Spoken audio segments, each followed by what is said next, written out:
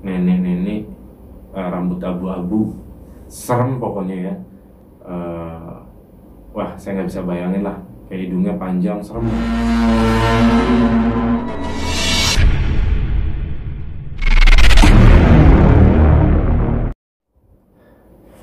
Halo, assalamualaikum warahmatullahi wabarakatuh. Eh, Sehat-sehat semua ya buat teman-teman saya. Sukses selalu buat kalian yang selalu like, yang selalu support, yang selalu kasih masukan. Saya ucapkan sehat-sehat selalu teman-teman semua di sana. Sehat-sehat dan sukses ya. Saya doain lancar-lancar segala usaha ya kalian.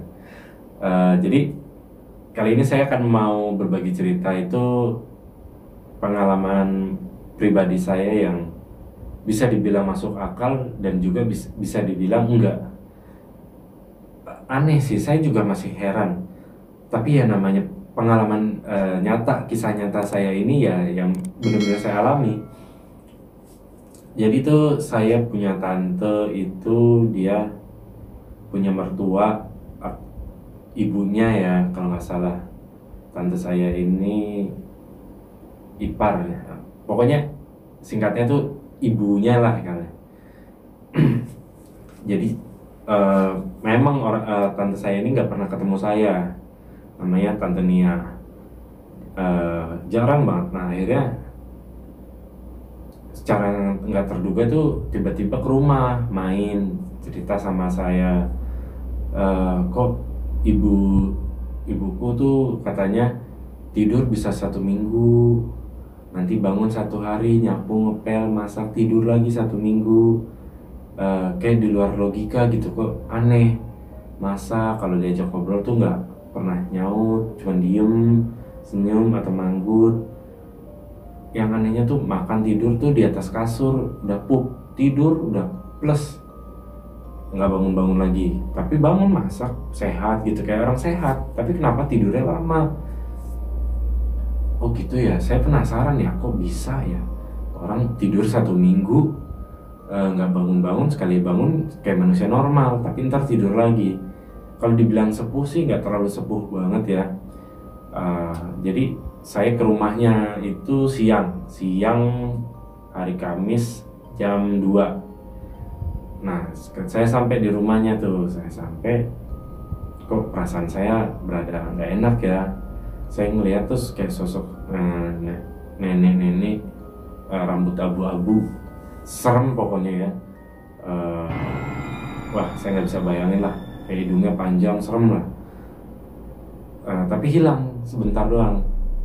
Nah saya tengok tuh ibunya yang lagi tidur. Saya tengok ibunya lagi tidur. Saya liatin. Nah tante saya tanpa diduga tiba-tiba, aduh panas panas, aduh kenapa ini panas, badan saya panas gitu. Saya nggak tahu itu kenapa, karena pas saya lihat ibunya itu, saya baca doa ya, minta petunjuk sama Allah ada apa gitu.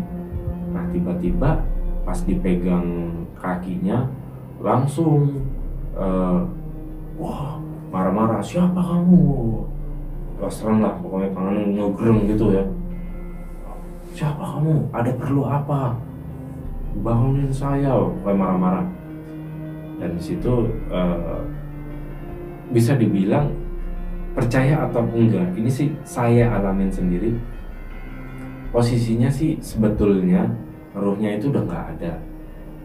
Mungkin yang bersemayam itu karena dia sempat pakai susuk, atau ada makhluk lain yang mengisi badannya ya, saya nggak tahu pastinya. Itu walau alam, rahasia Allah.